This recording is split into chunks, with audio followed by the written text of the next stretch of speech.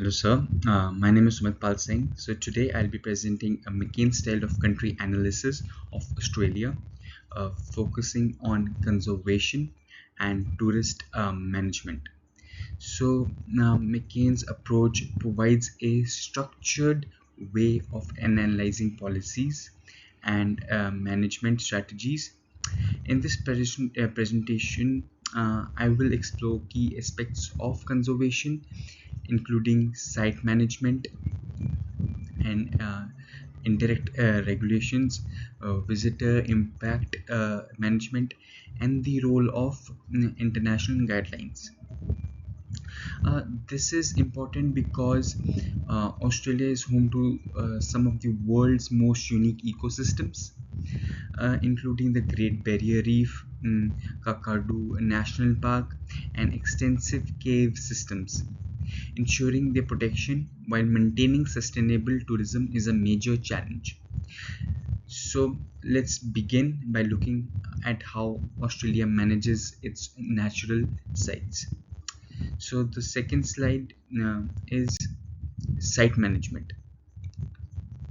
So site management involves strategies that protect natural and cultural heritage while allowing sustainable use. In Australia, this is crucial for places like the Great Barrier Reef and Kakadu National Park. Uh, the Great Barrier Reef, as you can see, is managed by the Great Barrier Reef Marine Park Authority, that is also known as JGBRMPA.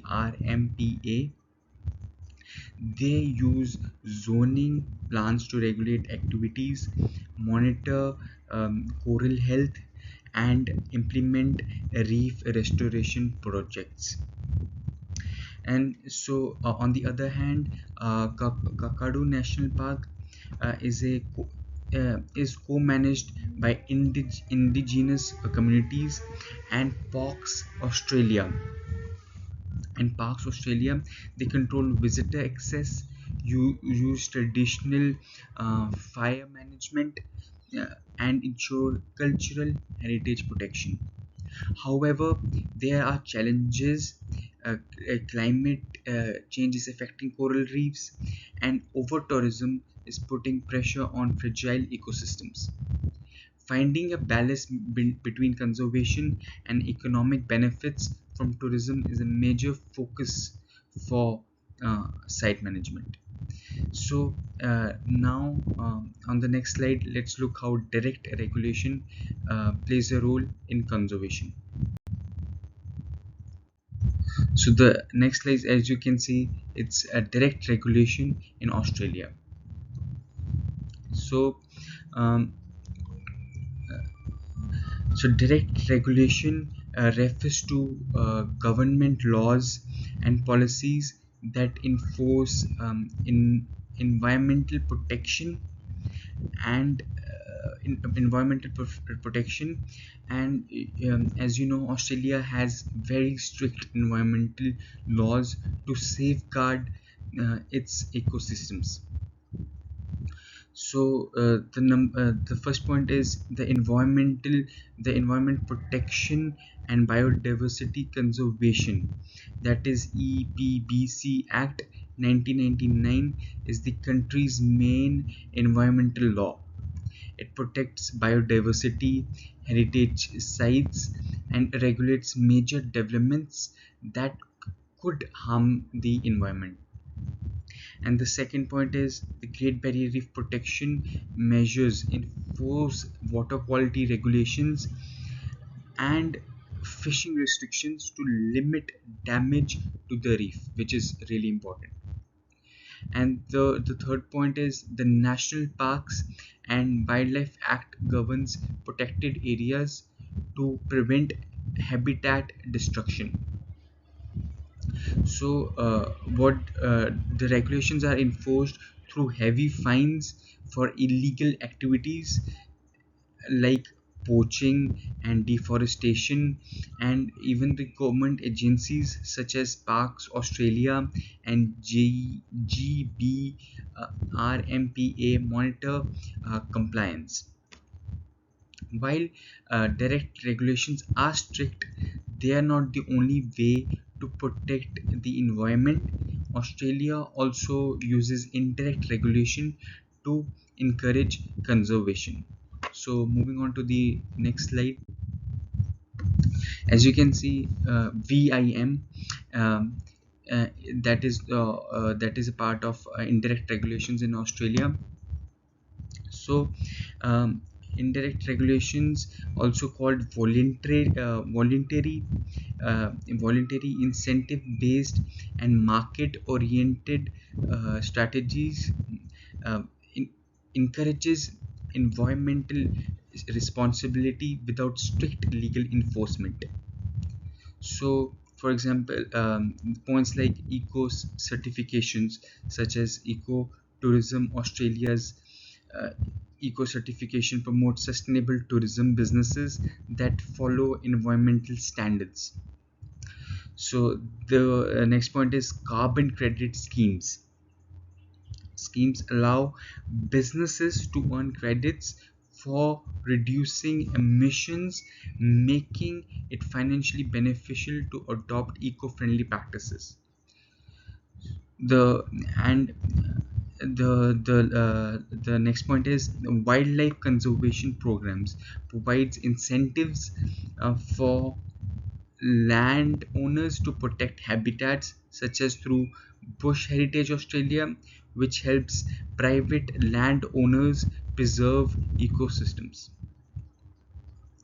So these strategies reduce reliance on government government enforcement and promote a culture of sustainability within businesses and communities.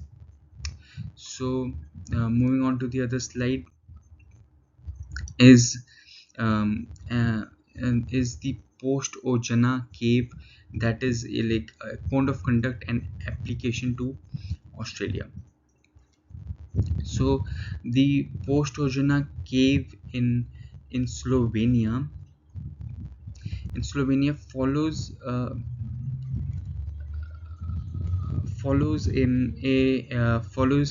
post-Ozona cave follows a strict visitor regulation to protect its fragile cave ecosystems. So it measures include controlled lighting and pathways to avoid habitat disruption. And the second point is limited group sizes, guided tours to minimize human impact. In Australia, similar strategies are used in protected caves like Genolan caves in New South Wales, limits on visitor numbers, restricted access to delicate formation and education programs. So, the second point is narcotic caves in south of Australia, a UNESCO listed site where visited numbers and environmental impact are closely monitored to protect to protect ancient fossils and limestone formations. So the key takeaway is that the visitor codes of conduct are essential for minimizing human impact in fragile ecosystems. So moving on to the other slide. Next slide is tourism management in protected areas. Tourism management in protected areas. So tourism tourism management in protected areas is crucial for balancing visitor access with conservation efforts. So uh, Australia does has several strategies to achieve this. So the number one would be visitor limits. For example, climbing Uluru was banned to respect indigenous culture and reduce environmental damage. And the second one, the second strategy would be zoning systems in the Great Barrier Reef Marine Park. In the Great Barrier Reef Marine Park, zones separate tourism, conservation, and indigenous use, ensuring that the most fragile areas remain protected. So the third strategy would be ecotourism initiatives. So low impact tourism such as guided rainforest tours in the Daintree rainforest ensures that visitors learn about the environment without harming it. So, despite these efforts and strategies, challenges still remain, like overcrowding in popular sites strains ecosystems. So, and the second point is waste management. Waste management in remote locations is difficult, and cultural sensitivity must be maintained, especially in indigenous heritage sites. So, moving on to another next slide. It's IUCN protected areas categories in Australia. So the IUCN protected areas categories provide an international framework for classifying conservation areas. Australia applies this system to manage its diverse ecosystems effectively. So uh, effectively, so the national parks, it's category 2. So over 500 parks, including Kakadu National Park and the Great Barrier Reef Marine Park, focus on large scale conservation and public recreation. So the second one is nature reserves, and that is category 1. And so like areas like Booty Cave are under strict protection with limited human access to preserve biodiversity. So the third is conservation reserves. It is category 4th to category 6th. So these areas balance conservation and sustainable use, such as in managed forests and coastal zones. So you would be thinking that why IUCN guidelines are important. So they help shape national conservation policies to align with global standards. So and Australia follow these guidelines to meet global biodiversity targets, such as the CBD key targets, and and they guide management strategies in sensitive ecosystems to balance environmental protection and sustainable development.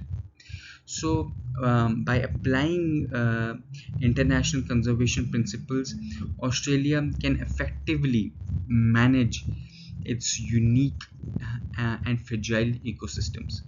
So, in conclusion, I would say to Australia's approach to conservation and tourism management should involve site management to protect national parks and marine areas, and direct regulation through strict environmental laws, and VIM, that is indirect regulation using incentives and voluntary compliance.